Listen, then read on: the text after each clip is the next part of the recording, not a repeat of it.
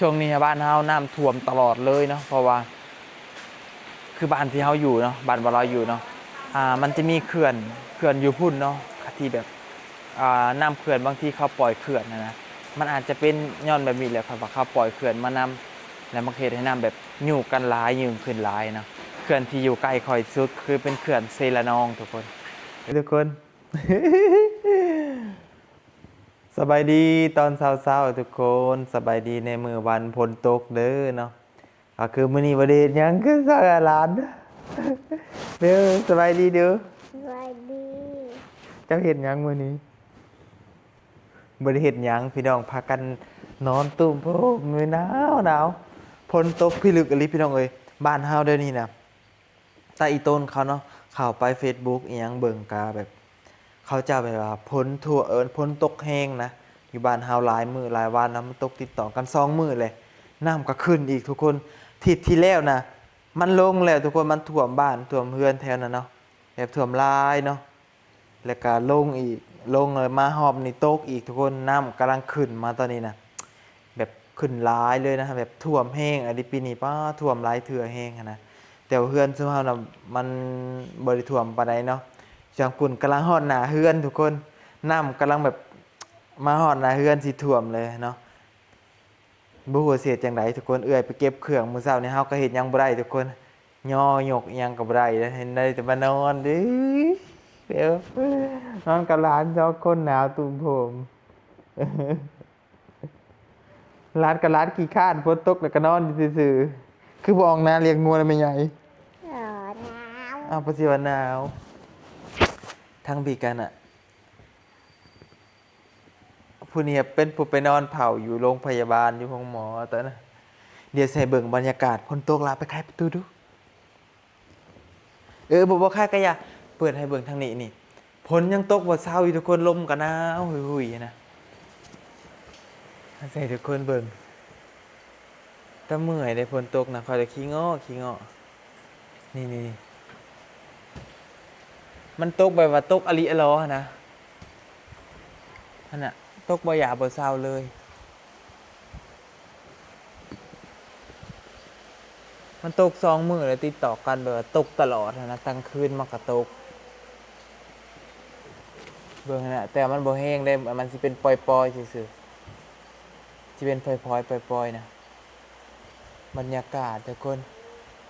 คันมันเดดเป็นแต่เป็นลงไปหาหยังลิ้นอยู่เลยแต่ว่าอันนี้ฝนตกแห้งนะฝนตกมื้อวันเว้นเฮาก็เลยบ่ได้พากันไปไสพี่น้องชีวิตพี่น้องนั่นนี่แหละ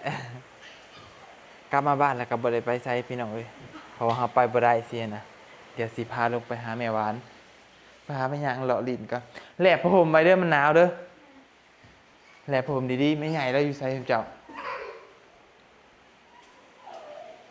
จักเราเว้าหยังอีแม่แล้วว่าคุยแป๊บๆนี่ทุกคนลงมาน่ะก็คืออยู่เฮือนเฮาอีกหลังหนึ่งเนาะทุกคนน้ำมันขึ้นมาจนฮอดหน้าเฮือนแล้วมื้อเช้านี่เอื้อยไปเก็บเนาะไปเก็บเครื่องเก็บของอยากให้ทุกคนเบิ่งพุอันนี้มันเป็นน้ำห้วยเนาะทุกคนมันบ่แม่นน้ำเสียใหญ่นะแต่ว่ามันแบบมันลงมานะมันขึ้นมาแนมไปนะเกณฑ์สิท่วมเข่าเขาเลยทางฝั่งพี่นะพี่เหลือกับฝนตกฝนลงพี่น้องปีนี้นะเฮ็ดหยังกับบ่ได้นั่นหนาวแห้งเลย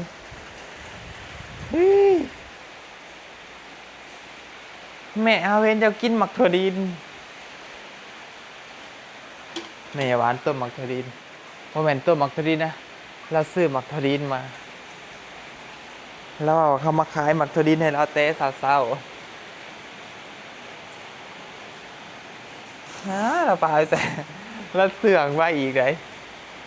ม่อยกินอีกเป็นย่านคอยเหยิงท้องพี่น้องเพิ่นบ่อยากให้กินคลำคำแขกเพิ่นบ่อยากให้กินไปเถอะทีบสินะข้อยก็จอบหาแต่แนวกินแล้วข้อยก็ได้อยู่เฮือนบ่มีแนวเฮ็ดพี่น้องแต่ละมื้อบ่มีหยังหาแต่แนวสิกินเขตแบบว่าข่อยแบบออกท้องผ่าตัดมานะทุกคนมันสิคือเขาเจ้าว่าเว้าบ่ดอกว่าแบบมีหยังก็อยากกินแห้งอยากกินหลายๆนะกินหลายนะเขาว่าแบบ มันแบบเขาจะใส่ยาหลายเสียนะเนาะแบบน้ำยาขึ้นบ่ยังเขาจะว่านะครับก็เลยแบบเหตุให้เขาอยากกินข้าวนู่นนี่นั่นหลายอย่างชุดคอยกับไปหลักมันมากินแค่เบิ่ง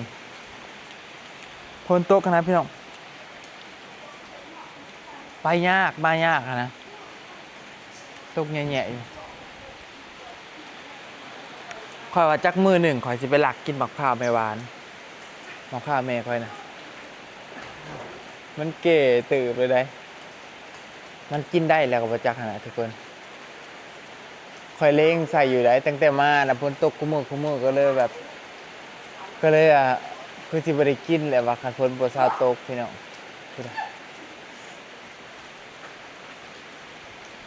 แม่มักขามันในกระหมากเนาะมันมดเลยไม่เอามาเอาลงไปนะ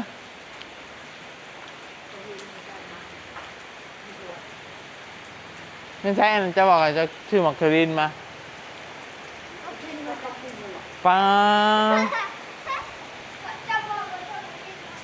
ข้าไปเลยว้าวข้าไปเล่าข้าบุกกินคนตกเนาะ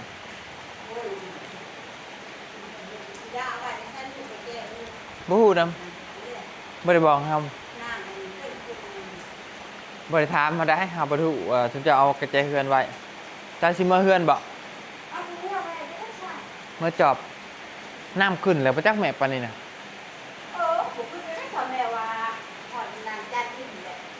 น้ำเซ่ขึ้นฮอดพุ่นเลยบอกพี่น้องน้ำสีถั่วมีหอบสองตาอีต้นเขาได้เฮือนเขาจะเอาพูที่แบบมันอยู่ในห้วยบ่แม่นในห้วยนะ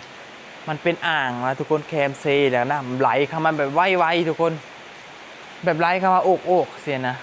น้ำท่วมบุบเขาจะเอาเก็บเครื่องเก็บของน้ำกว่าสิบทันนะบางคนเป็นตาย่านเลยยันงูยันแมงเงาแต่ว่าเฮือนเฮานะเอื้อยไปเก็บไว้แล้วมื้อเช้านี่แบบว่ามันท่วมบ่โดนทุกคนเฮือนข่อยมันสิอยู่ใกล้ๆห้วยสินะมันสิอยู่ใกล้ๆห้วยแบบว่าอันมันบ่สูงนะมันน้ำห้วยมันสิท่วมแบบว่าบ่แห้งนะคันฝนตกแบบ